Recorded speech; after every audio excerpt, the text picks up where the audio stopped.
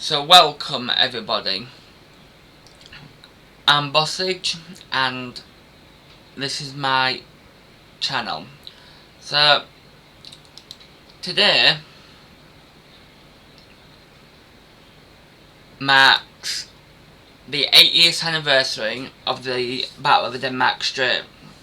In this video I'm going to go into great detail of the Battle of the Denmark Strait, including Operation Ryenburg. I hope I'm pronouncing that correctly. So this is a map of Operation Ryenburg, and it shows Royal Navy operations against the German battleship Bismarck, with approximate movements of ships and places of aerial attacks. So throughout the video you might hear me refer to OKM, which was the abbreviation for what was basically Germany's Naval High Command. OKM did not take into account the Royal Navy's determination to destroy the German surface fleet. To make sure that Bismarck was sunk, the Royal Navy would ruthlessly strip other theatres of action, which is depicted very well in Sink the Bismarck the movie.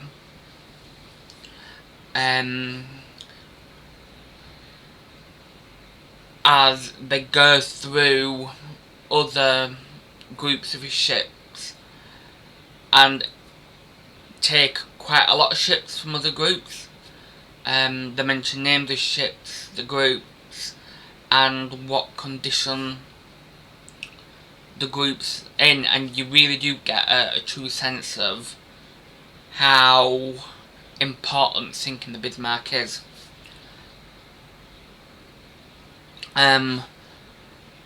So while ruthlessly stripping other theatres of action, this would include stripping valuable convoys of their escorts.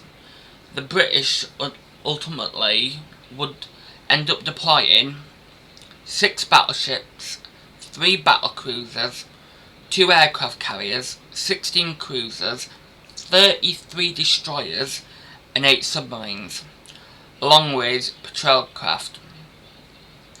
So just to put this into some sort of perspective, that is 68 warships that ultimately get sent after one German battleship. This is how significant it was and how important it was for the Royal Navy to sink the Bismarck. It would become the largest naval force against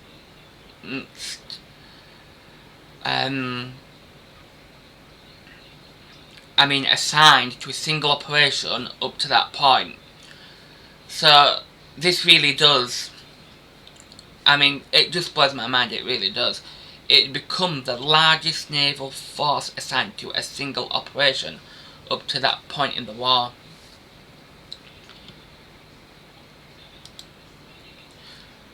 So I'm going to use this map quite a lot during the video. So I'd just like to credit City Peak for the image. Key points of the video that I'm going to try and go through is Operation Ryenburg, how the Royal Navy learned of the Bismarck sortie, ships involved, what I think are the key events, the British and the Royal Navy, HMS Hood's age and legacy, and the fact HMS Hood was 21 years of age at the time she engaged Bismarck. So let's move on to the warships that were involved in the Battle of the Denmark Strait. It's recorded and written down numerous times that Winston Churchill said, "I don't care how you do it, you must sink the Bismarck." So just before I go into the first warship, I'd just like to quote a passage that I found by the famous British historian Alfred Leslie Rose. On hunting the Bismarck, Hitler's most feared battleship, Alfred Leslie Rose quotes not only Winston Churchill but the 18th century hero Admiral Hawke by saying, "We had to get the Bismarck, the nation expected it." One admiral said his ship hadn't enough oil to get to the spot and back again. So that same admiral received a telegram from Churchill saying, "You get there and we'll tow you back."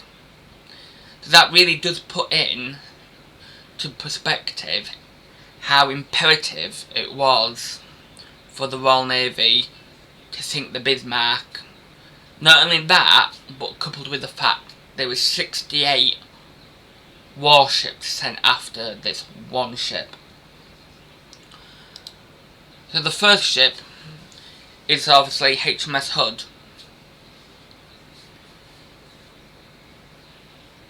She was commissioned the 15th of May 1920, in service between 1920 to 1941, and she was sunk during the Battle of the Denmark Strait on the 21st of May. She was an Admiral class battle cruiser.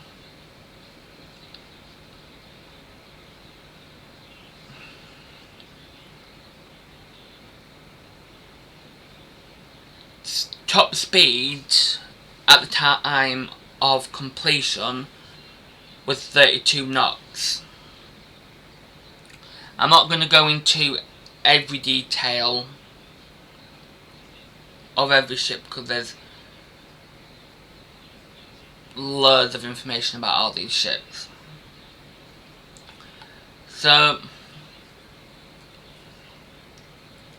when she was sunk in 1941, she had 4 times twin 15-inch guns, 7 times twin 4-inch AA guns,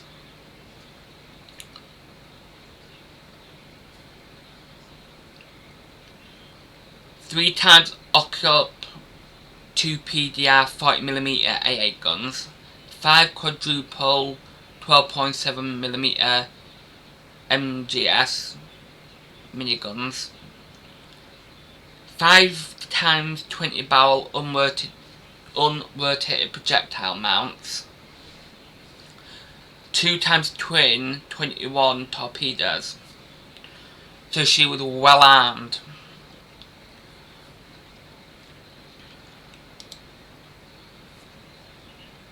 The next ship is HMS Aquile.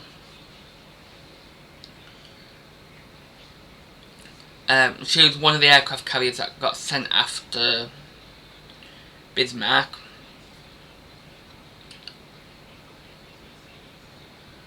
Her top speed was 30 knots.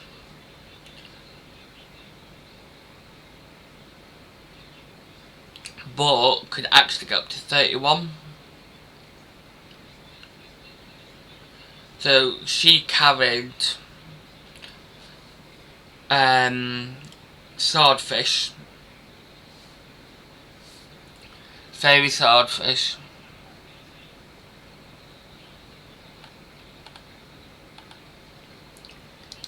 next ship is HMS Victorious. She was the second aircraft carrier. She was newer than Aquile, and she actually got an award slash honour for her part in hunting the Bismarck battleship.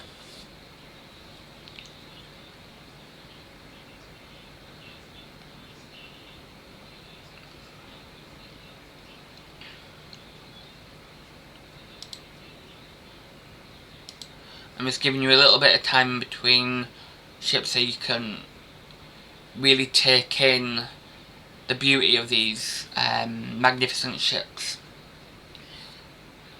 This is HMS Prince of Wales. She was commissioned 19th of January 1941 and actually was ordered to go after the Bismarck with workers still aboard. So she was extremely new. She also had inexperienced crew aboard her and went to sea with some problems with certain parts of machinery and parts of the ship. She was a King George V class battleship, pennant number 53.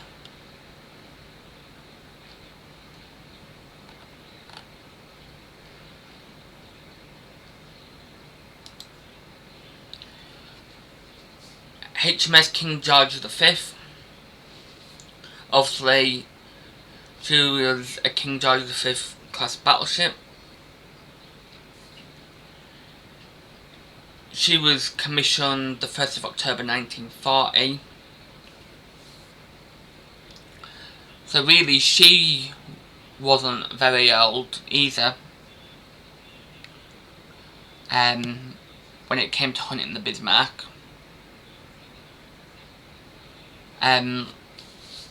But King George V was armed with 10 times BL 14-inch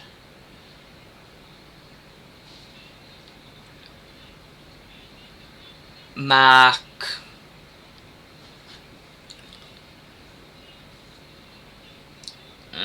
sorry, never been good with Roman numerals.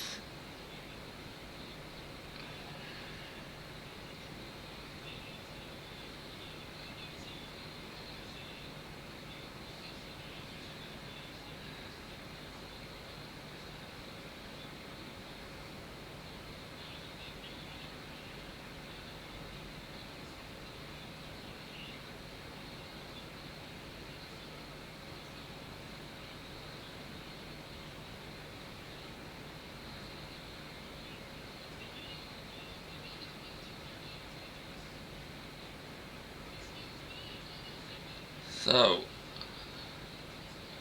Mark II guns, 16 times QF 5.25-inch Mark I guns, 64 times 2-pounder pom-pom guns,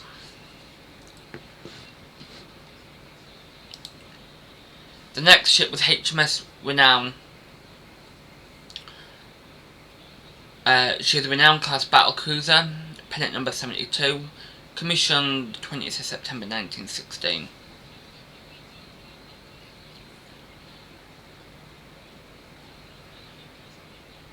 Also, her sister ship HMS Repulse was also sent against the Bismarck battleship, pennant number 34. She ended up being sunk by Japanese bombers on the 10th of December.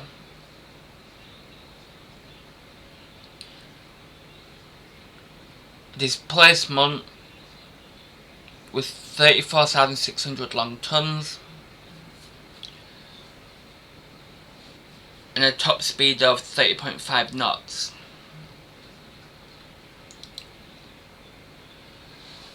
The next ship is HMS Norfolk. She was a county class heavy cruiser. She also got an award for her part in hunting down the Bismarck, and I think she's a beautiful ship yet again.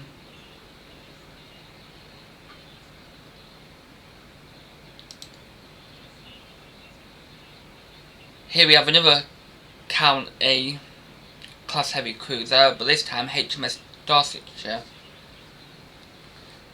Built at Portsmouth Dockyard, commissioned 30th of September 1930, and she was sunk on the 5th of April.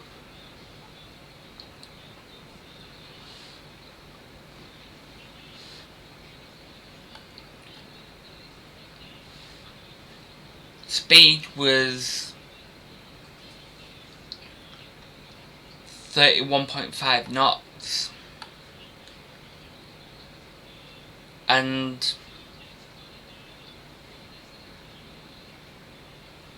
I actually think, yet again, to the stunning ship, there was 3 classes of county class. There was 3 subclasses. So yeah.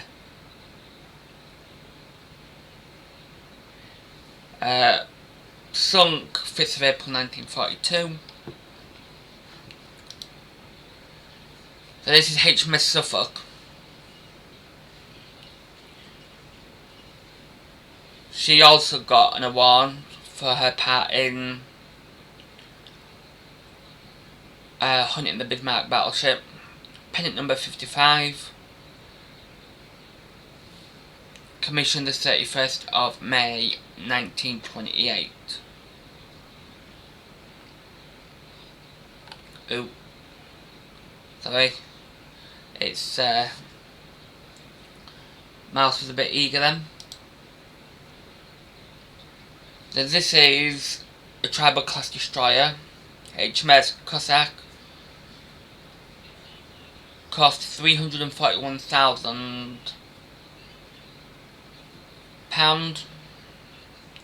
and commissioned the 14th of June 1938.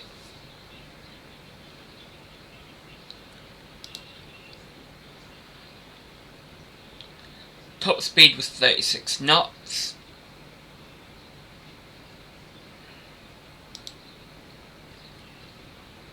This is a town class light cruiser, HMS Sheffield.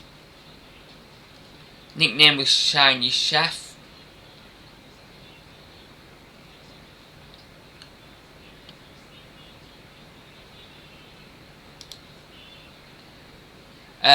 Moving on to German warships now. This is obviously the German battleship Bismarck. In all fairness, she was a good looking ship. So she was commissioned on the 24th of August 1940.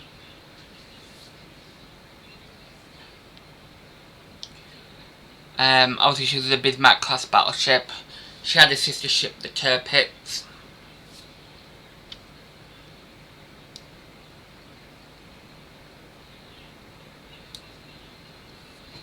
She was armed with 8 times 15-inch SKC/34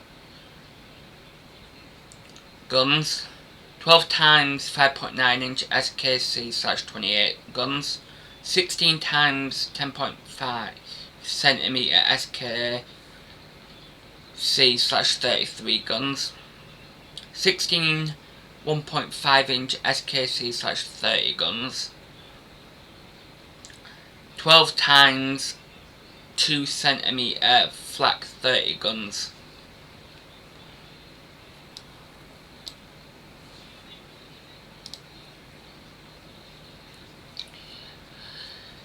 This is an Admiral Hipper class cruiser. Of course she's Prince Eugen.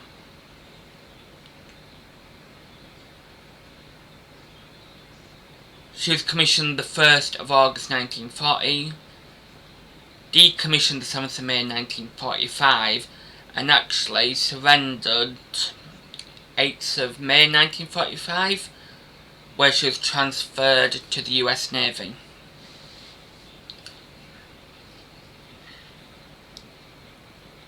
And I believe all the US Navy did regarding her name was put USS in front of Prince Eugen.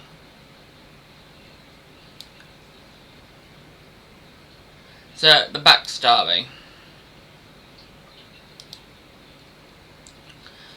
This ship here is HSWNS Scotland, and she sighted the German battleship when it broke out the Baltic Sea. The sighting was reported to the Swedish Navy headquarters, but the message was intercepted by the British Embassy, which triggered the Battle of the Denmark Strait and made Allied chase of the Bismarck battleship.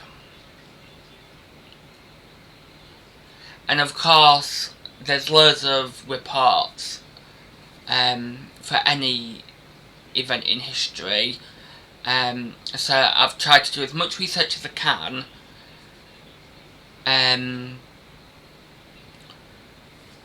Some sources say that the Gotland passed on the report about the Bismarck to the Swedish Navy headquarters, and it was intercepted by the British embassy. Others sources say slightly different things,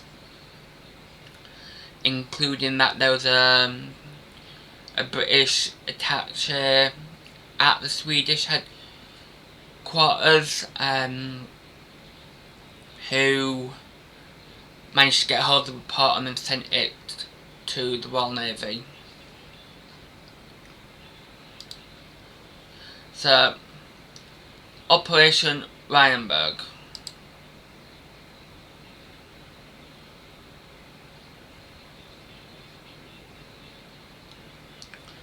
Operation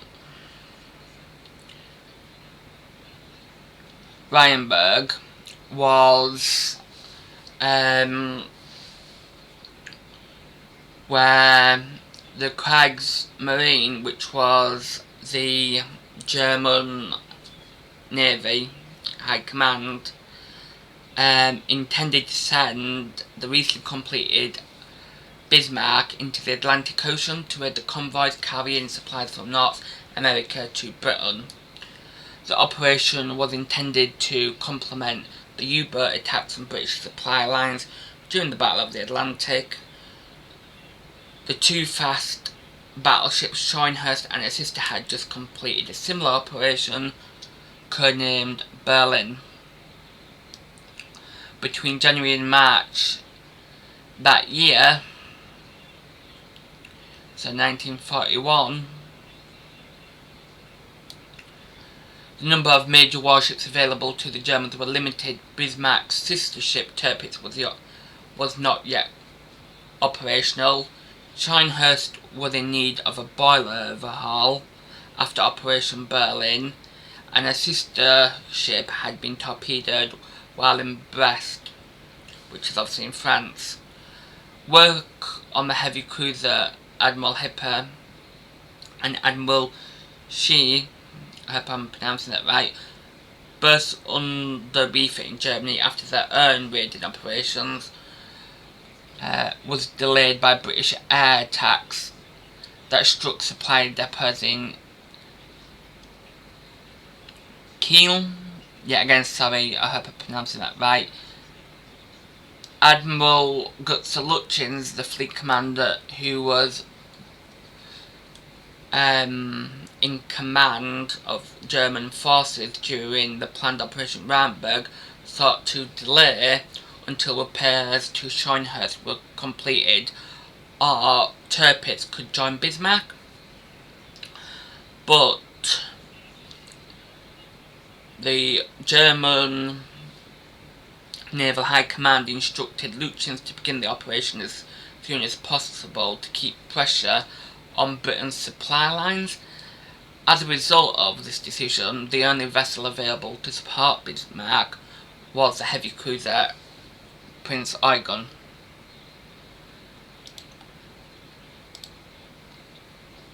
So, United Kingdom. Now that the United Kingdom are aware that major German warships were at sea with the intention to break into the Atlantic, the Royal Navy began to dispatch vessels to patrol likely routes, including the heavy cruisers HMS Norfolk and Suffolk, to cover the Denmark Strait between Greenland and Iceland. Another group consisted of battleship Prince of Wales and battlecruiser HMS HMSHOOD, and a screen of 6 destroyers under the command of Vice Admiral Lancelot Holland, who was in HMS HMSHOOD. Suffolk was fitted with radar that allowed them to shadow the Germans through the night whilst remaining outside of the the German ship's gun range. HMS Prince of Wales was a newly commissioned King George V class battleship. Similar to Bismarck in size and power, HMS Prince of Wales had not yet been properly shaken down. Her crew was inexperienced. She still had mechanical problems, especially with her main guns. The ship had sailed with shipyard workers still aboard her, who were still working on her. Holland's superior, Admiral Sir John Turvey, deliberated on ordering him to have Prince of Wales sail ahead of HMSHOOD. With the ships in this position, Tovey concluded the better protected Prince of Wales could draw the Germans' battleships' large shell gun fire. Ultimately, Tovey did not give the order, later saying that "I did not feel such interference with such a senior officer was justified." The plans didn't go as expected for either side. The KRIEGSMARINE had hoped that the Bismarck force would enter onto transatlantic commerce raiding from the Norwegian Sea via the Denmark Strait, undetected and unopposed. The Germans based this hope upon transit from German territorial waters on the North Sea and through the territorial waters of German-occupied Norway into the Norwegian Sea undetected by aerial searches, neutral shipping counters, and traditional coast-watching observations performed by formal and informal efforts of maritime intelligence gathering in the neutral and occupied countries surrounding the North Sea. But from the moment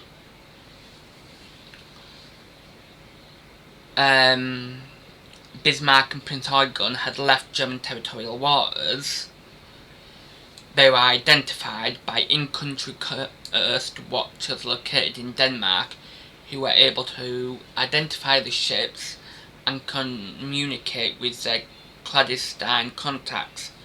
The dates and times of the German surface units moving in their designated coast watching areas of responsibility.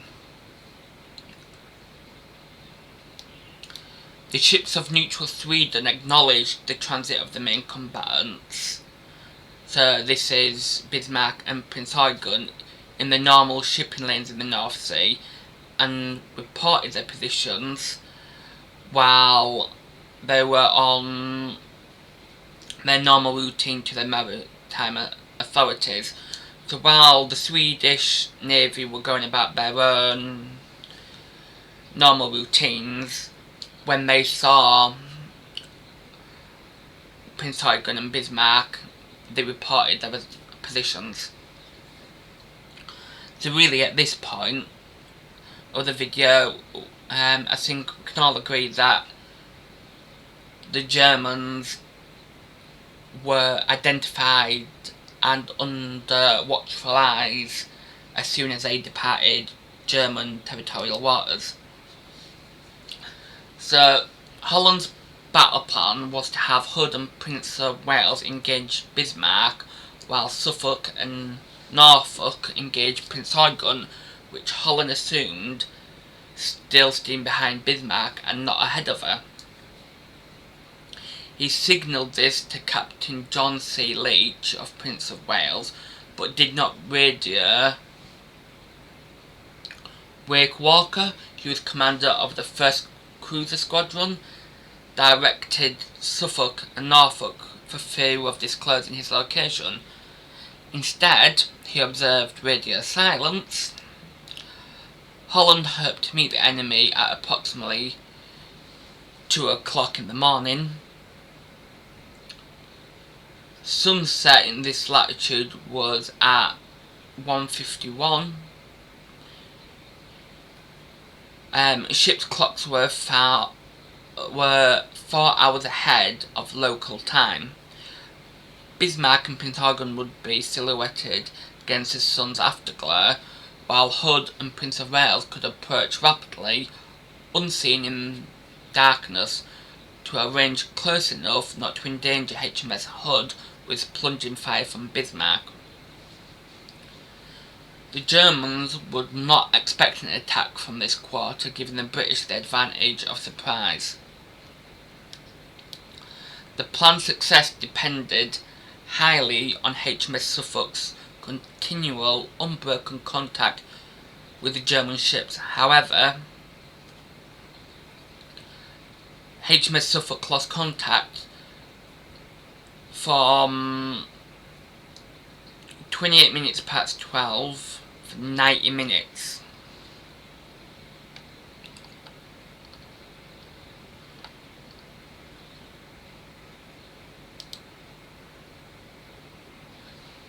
So, just in case anybody doesn't know where the Denmark Strait is, it's between Iceland and Greenland and above the North Atlantic.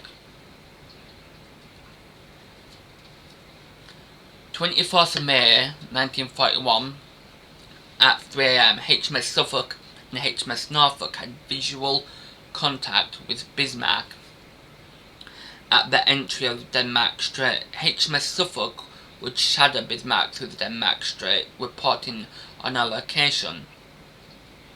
Vice Admiral Holland was waiting at the exit of the Denmark Strait with HMS HMSHOOD and Prince of Wales. At 5:35 AM, Bismarck and Prince Eugen had become spotted 17 miles away by HMS Prince of Wales. The German battleships had hydroponic equipment fitted, which had already alerted them to the sound of high-speed propellers. The British ships Smirk and Mats came into view soon afterwards. 5:37 AM, Vice Admiral Holland ordered his squadron into action. The sea state at this time in the Denmark Strait was too rough for the destroyers to be effective in battle, so both HMS Suffolk and HMS Norfolk were out of range behind Bismarck and Prince Eugen. So on this map,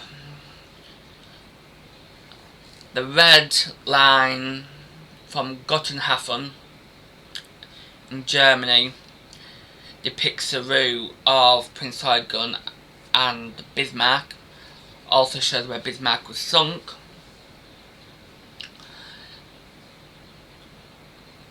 It gives some idea about how many ships were involved.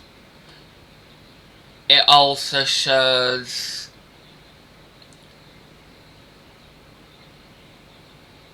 HMS HMSHOOD, Prince of Wales and the 6 destroyers that were escorting them from Scapa Flow, as well as shows the route that the home fleet took.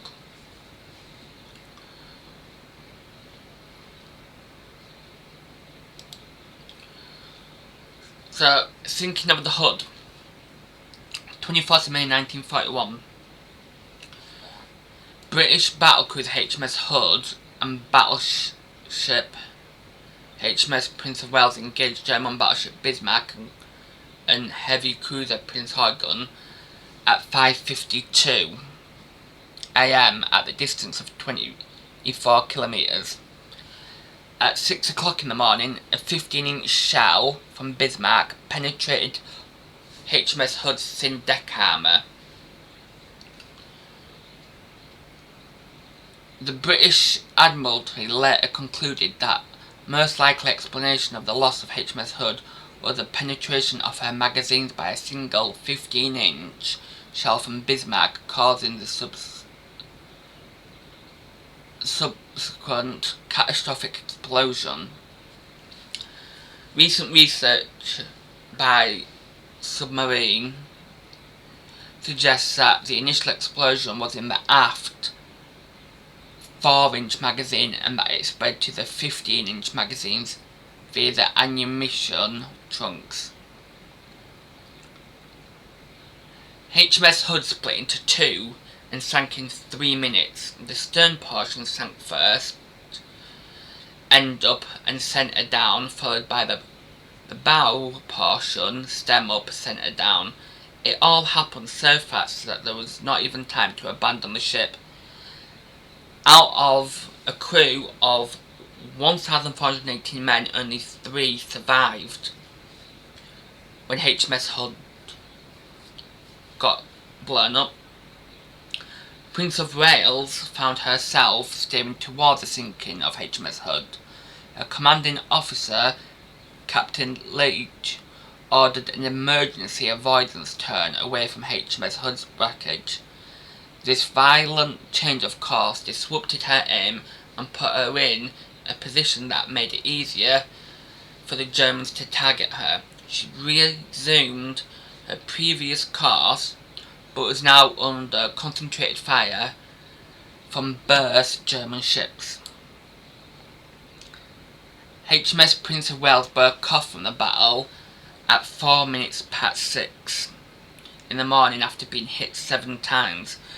Bismarck was hit 3 times and began to sail south for repairs. At 10 to midnight, 8 British Swordfish torpedo bombers from aircraft carrier HMS Victorious attacked Bismarck and scored 1 torpedo hit. So now we're on the 25th of May 1941. British cruisers HMS Suffolk and Norfolk lost radar contact with German battleship Bismarck at 6 minutes past 3 in the morning as the German ship unexpectedly turned west. Several hours later, the British learned of Bismarck's general area after intercepting a radio message sent by Admiral Lutyens.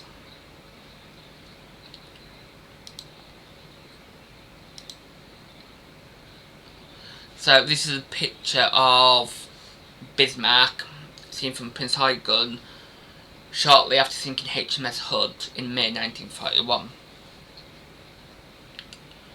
Now as you can see, she doesn't look like she's got any damage whatsoever.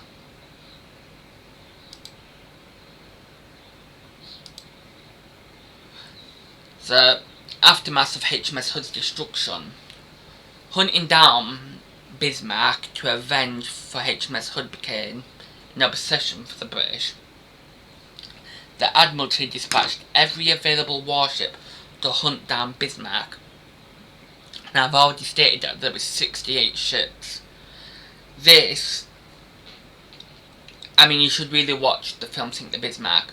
Although it's not 100% accurate, it's pretty spot on, and it does depict the amount of ships that were pulled from other duties to hunt Bismarck.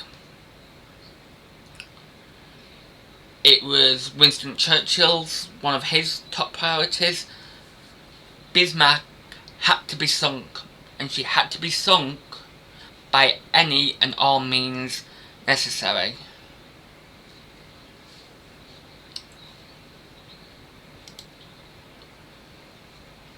So, this is another good map. This one shows Repulse, Victorious and King George V, as well as Rodney and 4 destroyers, as well as where HMS Hood was sunk and Prince of Wales was damaged.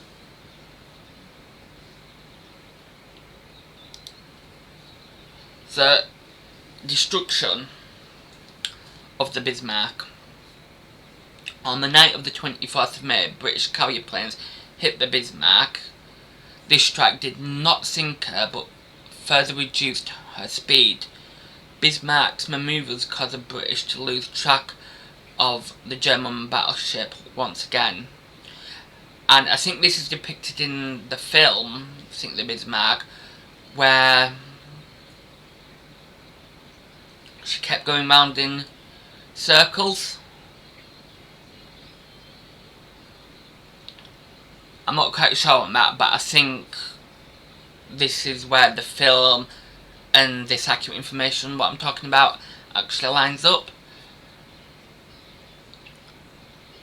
2 days later, on the 26th of May, a Catalina flying boat found her again, 700 miles west of Brest.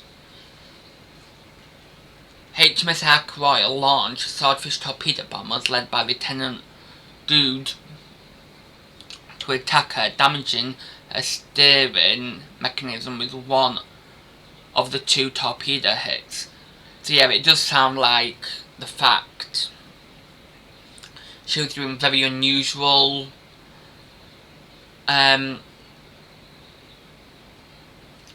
courses, very unusual course, was depicted very well in the film, but also it was due to the swordfish torpedo bombers landing a few hits. Yet again, this is a great image. It really just shows the ships and what they're doing. So you can see where the Bismarck was sunk. She was heading east for Brest, and you can see there's a black plane there, which can only be a swordfish torpedo bomber. And as you can see, Bismarck was heading for Brest, but instead of carrying on to Brest, she turned west, which then put her in the direction of HMS Rodney and the Home Fleet. Remarkably in all this, Prince Eugen received no damage whatsoever.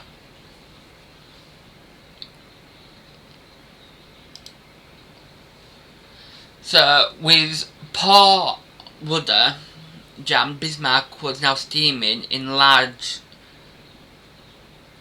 circle, unable to escape from Turvey's forces. The fuel shortages had reduced the number of ships available to the British. The battleships King George V and Rodney were still available, along with heavy cruisers Dorsetshire and Norfolk.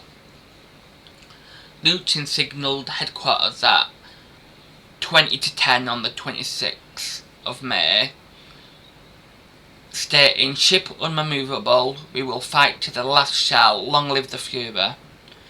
The mood of the crew became increasingly depressed, especially as the messages from Naval Command reached the ship intended to boost morale.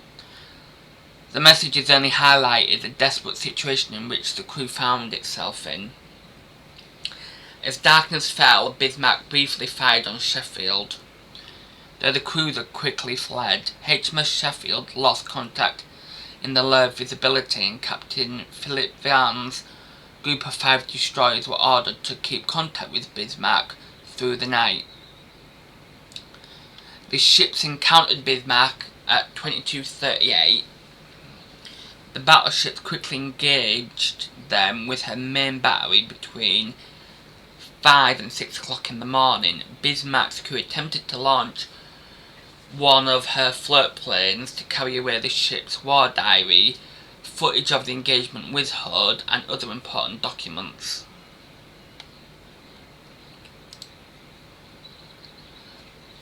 So the third shell hit from Prince of Wales had damaged the steam line on the aircraft catapult, rendering it inoperative. As it was not possible to launch the aircraft, it had become a fire hazard and was pushed overboard. Rodney, firing on Bismarck, which can be seen, which could have been seen burning in the distance. After daybreak on the 27th of May, King George V led the attack. Rodney followed her off Port Quarter. Turvey intended to steam directly at Bismarck until he was about 8 nautical miles away. At that point, he would turn south to put his ships parallel to his target. At 8:43, lookouts on King George V spotted her some 23 miles away. 4 minutes later, Rodney's two forward turrets comprising of 6 16-inch guns opened fire. Then King George V's 14-inch guns began firing. Bismarck returned fire at 10 to 9 in the morning with her forward guns. With her second salvo, she straddled Rodney. Thereafter, Bismarck's ability to aim her guns deteriorated as the ship was unable to steer, moved erratically in the heavy seas.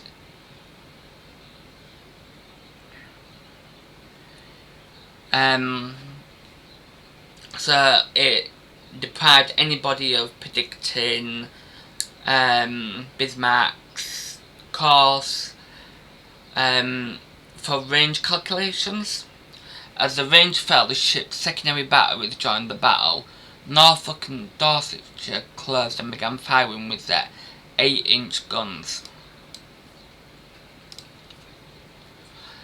At 2 minutes past 9, a 16-inch shell from Rodney struck Bismarck's forward superstructure, killing hundreds of men and severely damaging the two forward turrets.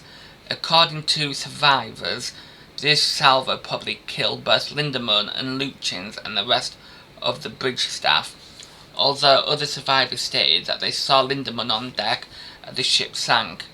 The main fire control director was also destroyed by this hit, which probably also killed Schneider. A second shell from this salvo struck the forward main battery, which was disabled, though it would manage to fire one last salvo at 27 minutes past 9. Lieutenant von Mullerheimen Rechberg in the rear control station took over firing control for the rear turrets. He managed to fire 3 salvos before a shell destroyed the gun director, disabling his equipment. He gave the order for the guns to fire independently, but by 9:31 all 4 main batteries turrets had been put out of action. One of Bismarck's shells exploded 20 feet off Rodney's bow and damaged her starboard torpedo tube. The closest Bismarck came to a direct hit on her opponents. HMS Dorsetshire, picking up survivors with the bridge personnel no longer responding. The executive officer, CDR Hans Ohlers, I think that's how you pronounce it, took command of the ship from his station at the damage control central. He decided at around 9:30 to abandon and scuttle the ship to prevent Bismarck being boarded by the British and to allow the crew to abandon the ship so as to reduce casualties. He also ordered the men below decks to abandon the ship. He instructed the engine room crews to open the ship's watertight doors and to prepare scuttling charges. Gerhard Junnock, the chief engineer officer, ordered his men to set the demolition charges with a 9-minute fuse. But the intercom system broke down and he sent a message to confirm the order to scuttle the ship. So he sent a messenger to confirm the order to scuttle the ship. The messenger though never returned, so Junnock primed the charges and ordered his men to abandon the ship. They left the engine spaces at around 10:10. In the morning, Junnock and his comrades heard the demolition charges detonate as they made their way up the various levels. Ohlers, I'm probably not pronouncing that right, rushed throughout the ship ordering men to abandon their posts. On the battery deck, a huge explosion killed him and about 100 others. By 10 o'clock, Tover's 2 battleships had fired over 700 main battery shells, many at very close range. Rodney closed to 2,700 miles, point-blank range for guns of that size, and continued to fire. However, would not cease firing until the Germans struck their ensigns. How it became clear they were abandoning ship. Overall, the 4 British ships fired more than 2,800 shells at Bismarck and scored more than 400 hits. So that's quite remarkable, although getting them for 3,000 shells were fired at the Bismarck, 400 actually hit. The heavy gunfire at virtual point-blank range devastated the superstructure and the sections of the hull that were above the waterline, causing very heavy casualties, but it contributed little to the eventual sinking of the ship. Rodney fired 2 torpedoes from her port side tube and claimed 1 hit. According to Ludwig Kennedy, if true, this is the only instance in history of one battleship torpedoing another.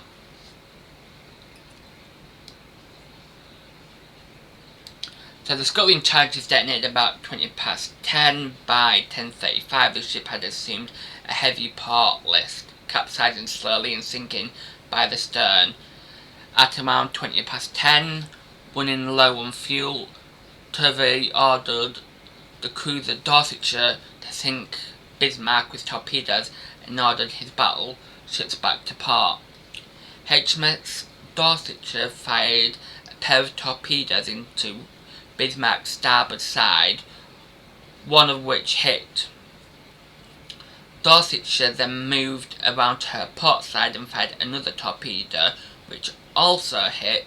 By the time these torpedo attacks took place, the ship was already listing so badly that the deck was partly awash. Bismarck had been reduced to shambles, aflame from stern to stern. She was slowly settling by the stern from uncontrollable flooding, with a 20-degree list to port. It appears that the final torpedo may have detonated against Bismarck's port-side superstructure, which was then already underwater. Bismarck disappeared beneath the surface at 20 to 11 that morning. So, just going back to HMS Dorsetshire, there is a part of Sink the Bismarck, the movie, where, and it's quite a long scene, if you think about it, where the captain of HMS Dorsetshire gets informed about the critical fuel situation, but he replies by saying that they must finish Bismarck off. And it is a really good scene. You see the torpedoes fly out the torpedo tubes, and it's just such a good film in general. So, the German reaction to the Battle of the Denmark Strait was, news of Lütjen's decision was received with shock in Berlin. Wilhelmshaven and Paris, a blizzard of urgent telephone calls raced across German-occupied Europe, while the Berlin Admiralty was satisfied with Lütjen's success. It was tempered by news of Bismarck's damage and the decision to head for France. Grand Admiral Raeder was not clear whether Lütjens intended to steam for St. Nazaire immediately or after shaking off his pursuers and oiling in mid-Atlantic. Raeder immediately conferred with his chief of staff, Admiral Otto Schienerwin, probably not pronouncing that right either, who in turn telephoned Admiral Rolf Karls, who commanded Group North in Wilhelmshaven. Karls had already drafted the message recalling Lütjens to Germany, but had not yet sent it.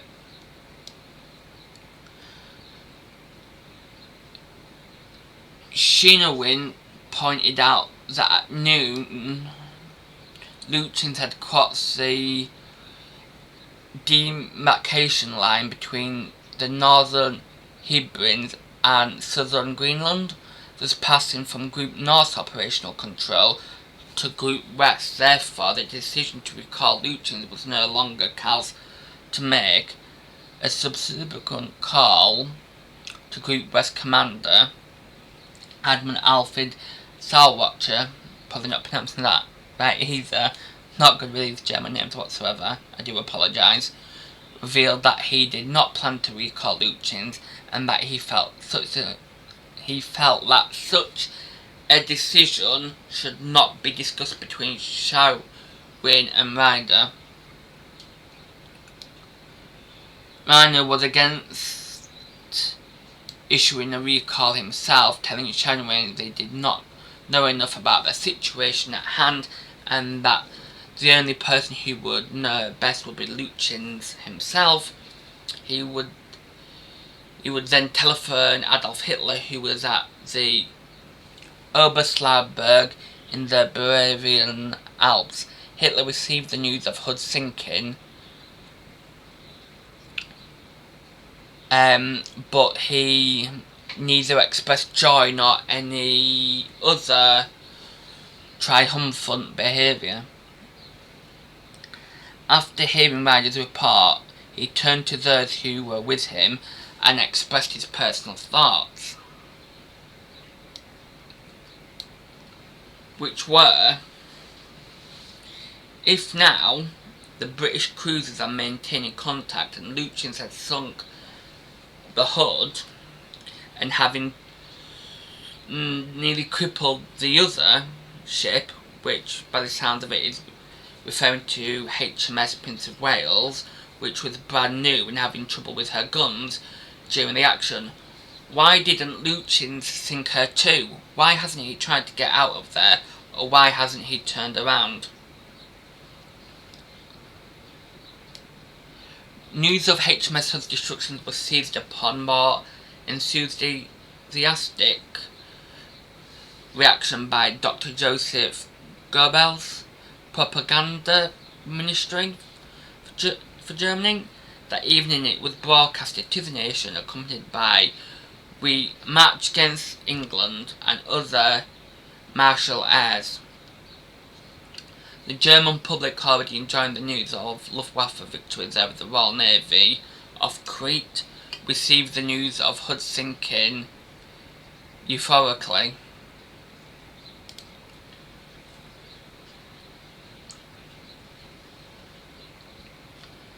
The British public was shocked that their most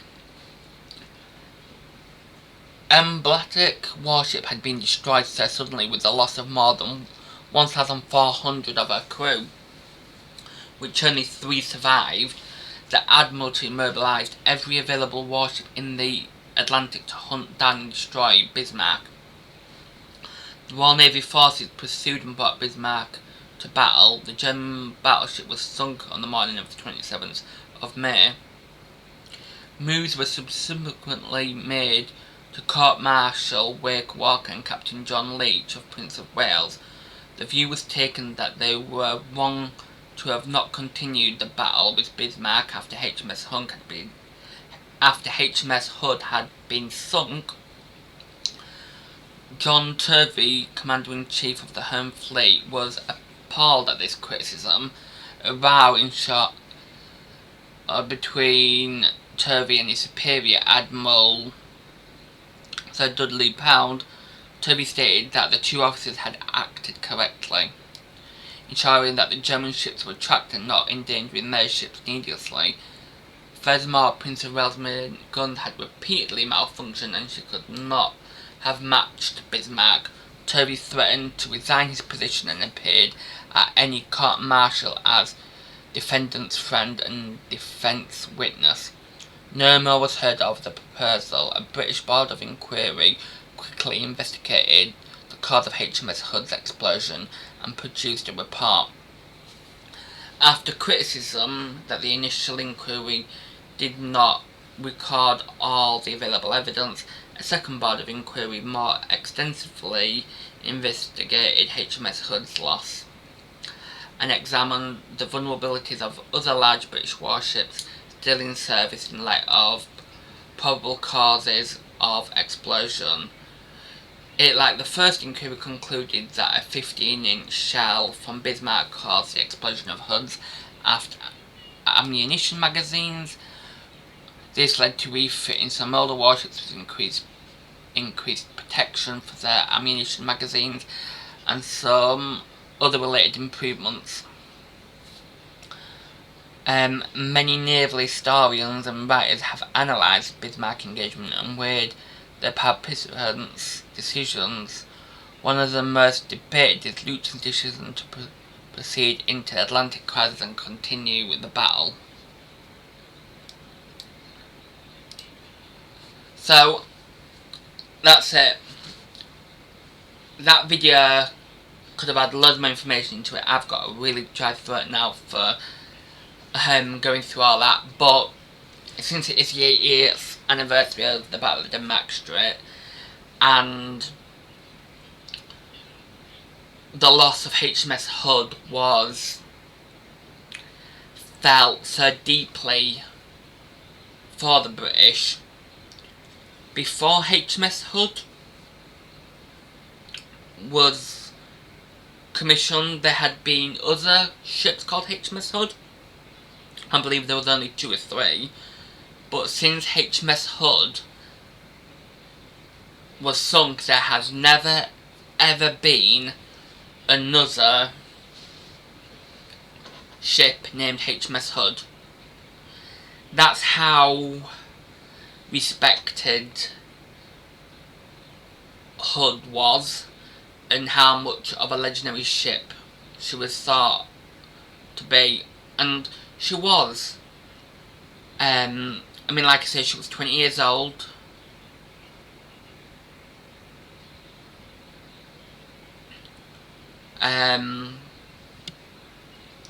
When she engaged Bismarck.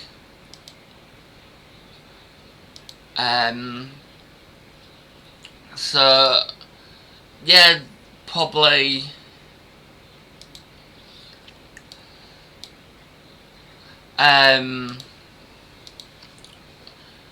you could look back and go, yeah, there's loads of different things that could have been done, but I just think it was one of the most important naval engagements in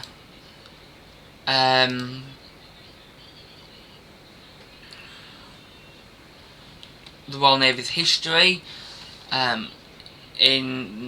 also in World War II. It was one of the most important, especially for the British.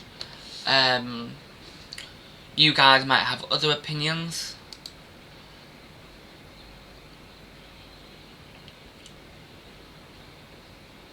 but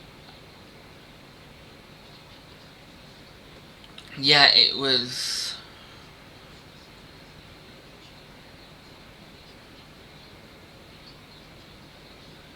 just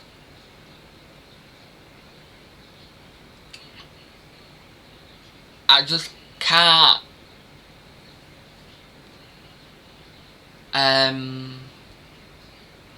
emphasize how important and how much of a high priority it was for the Royal Navy and for the British to sink the Bismarck.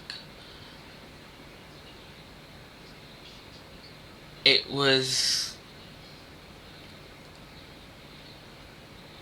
one of the hugest losses of life ever on any ship.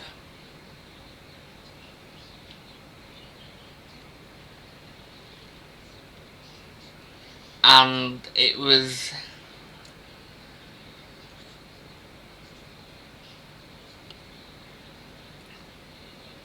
to me, I just can't get over 68 ships we sent. just against that one.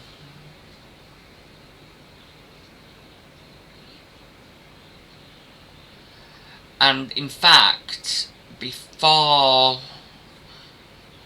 the Battle of Denmark Strait, HMSHOOD was due to have additional armour, but it was never fitted pending further trials. So she remained susceptible to plunging shells and bombs. The torpedo warhead armour was reinstated during the ship's 1929 to 1931 refit. So, well, anyway, I hope I'm not going on too much. I hope you've enjoyed the video. I'm hoping to do more. Oh, pardon me. I'm hoping to do more of these videos. But the amount of research that goes into these videos, because I want to get it historically accurate. I want to get as much information in there as possible. I want information that you might not know, even if you are very keen on history like me. But yeah, please smash that notification button if you like this video. Also, please subscribe, and if you enjoyed the video, please like it. I've been BOSSAGE, and you've been watching a video about the Battle of the Denmark Strait.